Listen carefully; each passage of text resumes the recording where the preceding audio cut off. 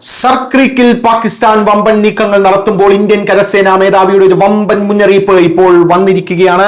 കരസേനാ മേധാവിയുടെ കർശന മുന്നറിയിപ്പാണ് വന്നിരിക്കുന്നത്. ഓപ്പറേഷൻ സിന്ദൂർ ഇപ്പോഴും തുടരുകയാണെന്ന് നിങ്ങൾ മറന്നു പോകരുത്. 8 ഭീകര ക്യാമ്പുകൾ റഡാറിലാണ് എന്നാണ് കരസേനാ മേധാവി പറഞ്ഞിരിക്കുന്നത്.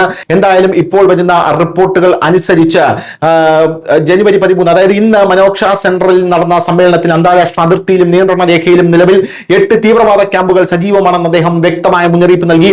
ഈ ക്യാമ്പുകളുടെ ഓരോ നീക്കവും സൈന്യം നിരീക്ഷിച്ചു കൊണ്ടിരിക്കുകയാണെന്ന് പറയുന്നു. പാകിസ്ഥാൻ എന്തെങ്കിലും തെറ്റ് ചെയ്താൽ ഇന്ത്യ ഉടനെ കർശന നടപടിയെടുക്കും എന്നുള്ള നിർദ്ദേശം അല്ലെങ്കിൽ എന്ന കർശന മുന്നറിയിപ്പ് അദ്ദേഹം വീണ്ടും ഊന്നി പറയുകയാണ്.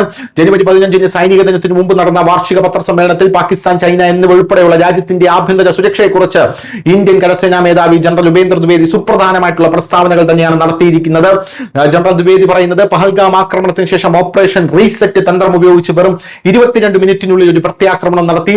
നിലവിൽ ഓപ്പറേഷൻ സിന്ദൂർ ഇപ്പോഴും തുടരുകയാണ്. ഇന്ത്യ ചൈന അതിർത്തിയിൽ പാകിസ്ഥാന്റെ ആണവ ഭീഷണികളുടെ ആഘാതം ഇപ്പോൾ നിർവീര്യമാക്കിയിട്ടുണ്ട്. ജമ്മു കശ്മീരിലെ സ്ഥിതി നിലവിൽ സെൻസിറ്റീവ് ആണെങ്കിലും പൂർണ്ണമായും ഇന്ത്യൻ സൈന്യത്തിന്റെ നിയന്ത്രണത്തിലാണ് ജമ്മു കശ്മീർ എന്നും അദ്ദേഹം പറയുന്നുണ്ട്.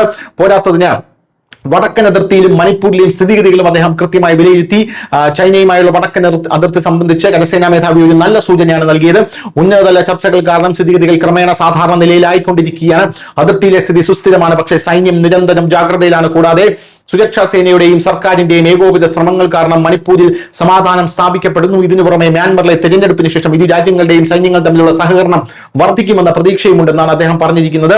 എന്തായാലും ഇന്ത്യൻ സൈന്യം ഇപ്പോൾ ആധുനിക സാങ്കേതിക വിദ്യയിലേക്ക് അതിവേഗം നീങ്ങുകയാണ്. ഏറ്റവും പുതിയ ബ്രഹ്മോസ് മിസൈൽ, ഹൈടെക് ഡ്രോണുകൾ, അലഞ്ഞു തിരിയുന്ന യുദ്ധോപകരണം, അതായത് വായുവിൽ നിന്ന് പറന്ന് അവിടെ തന്നെ നിലനിന്ന് ആക്രമണം നടത്തുന്ന മിസൈലുകൾ എന്നിവ സൈന്യം ഉടൻ സ്വീകരിക്കുമെന്ന് അദ്ദേഹം പറഞ്ഞു. സൈന്യത്തിന്റെ വെടിക്കോപ്പുകളിൽ 90% ഇപ്പോൾ തദ്ദേശീയമാണെന്നും അതുകൊണ്ട് സൈന്യത്തിന്റെ തന്ത്രങ്ങളെ അണ്ടർ എസ്റ്റിമേറ്റ് ചെയ്യരുത് എന്നുമാണ് അദ്ദേഹം ഇപ്പോൾ കർശനമായിട്ടുള്ള മുന്നറിയിപ്പ് നൽകിയിരിക്കുന്നത്. News desk Malayalam.